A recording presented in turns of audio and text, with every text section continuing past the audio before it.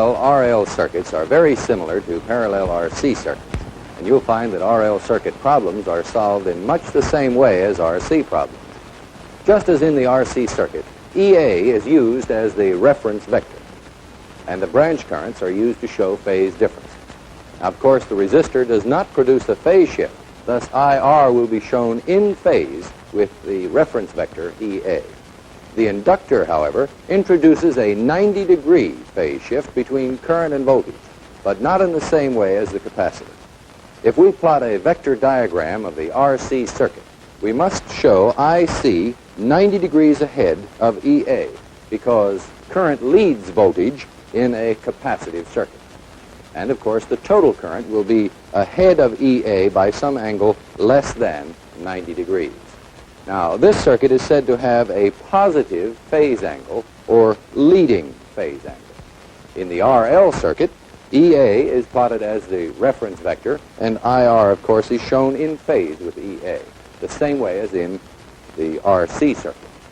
However, since the voltage in the inductor leads the current, or saying it another way, the current in the inductor lags the applied voltage, we must show the 90-degree phase shift caused by IL. It will be plotted 90 degrees behind EA or in the opposite direction of IC. Or current in this circuit is said to lag EA, and it has a negative phase angle. Now, this is really the only significant difference in RC and RL circuits. That is, RC produces a positive or leading phase angle, RL gives us a lagging or negative phase angle. Now, let's review the methods used to solve parallel RL problems. We can find the branch currents by simply applying Ohm's law.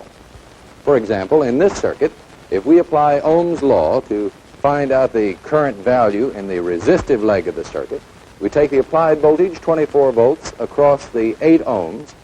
IR is equal to E over R, or 24 over 8. IR is equal to 3 amperes.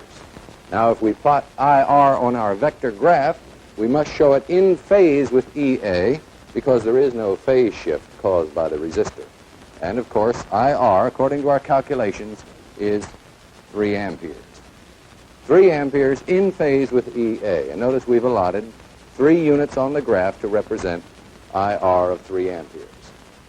Now, to find IL, or the inductive current, we would do the same thing, use the same method, that is, apply Ohm's law.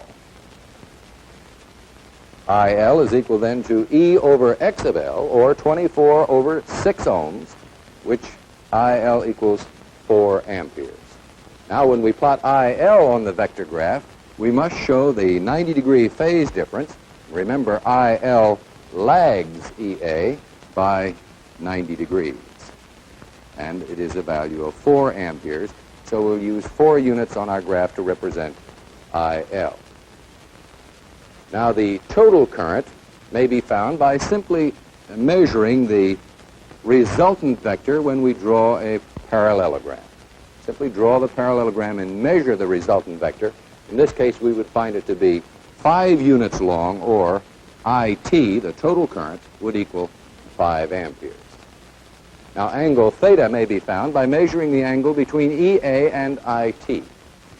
In this case, if we were to measure the angle, we would find it to be 53.1 degrees.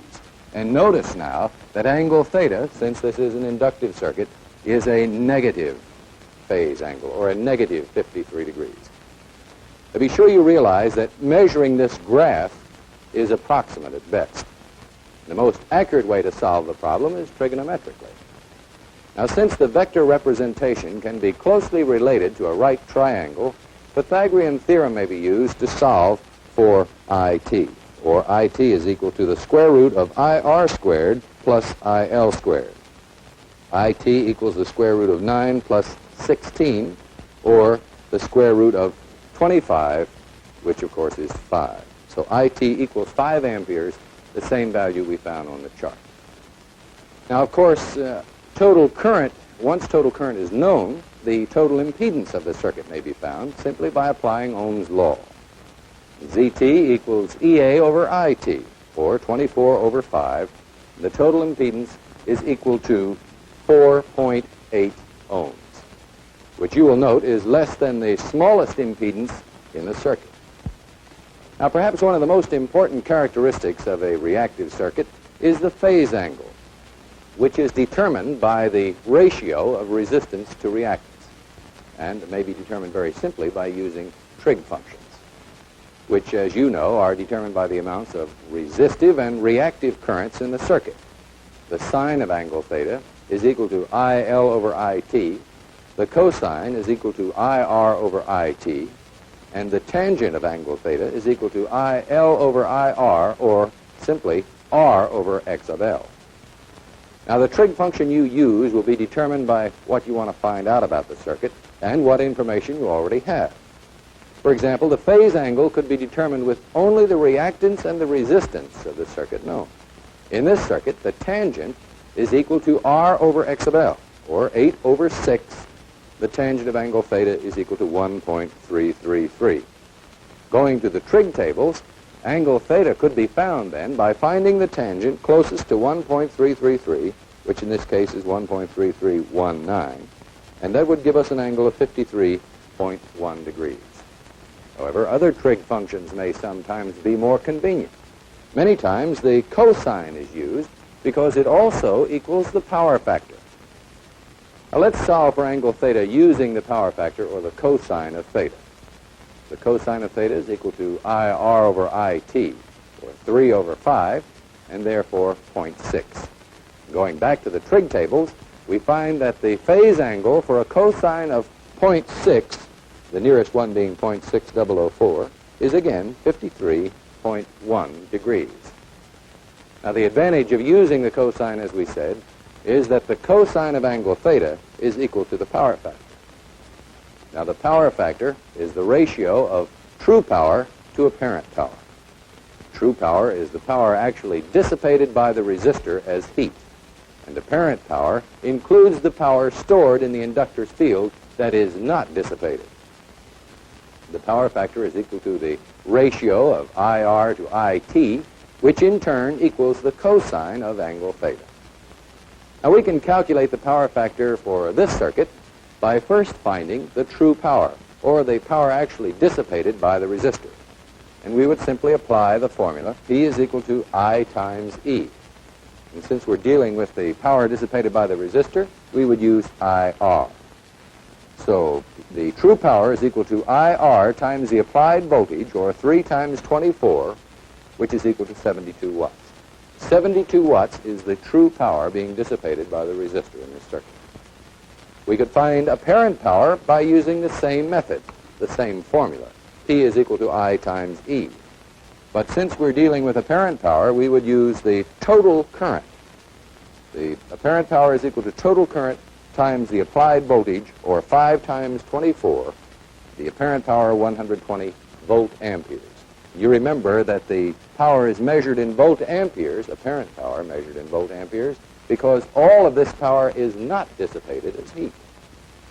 Well, now we can calculate the power factor by applying the formula. Power factor is equal to true power over apparent power, or 72 over 120, or the power factor in our circuit is equal to 0.6, the cosine of angle theta.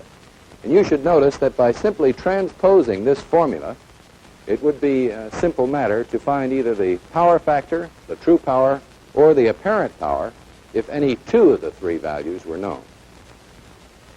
Well, let's recap briefly. EA is the reference vector, and IL and IR are used to show the phase differences in the circuit and may be determined by applying Ohm's law. IT can be measured from the graph or calculated from the formula, Pythagorean theorem. IT is equal to the square root of IR squared plus IL squared, which of course is a much more accurate method.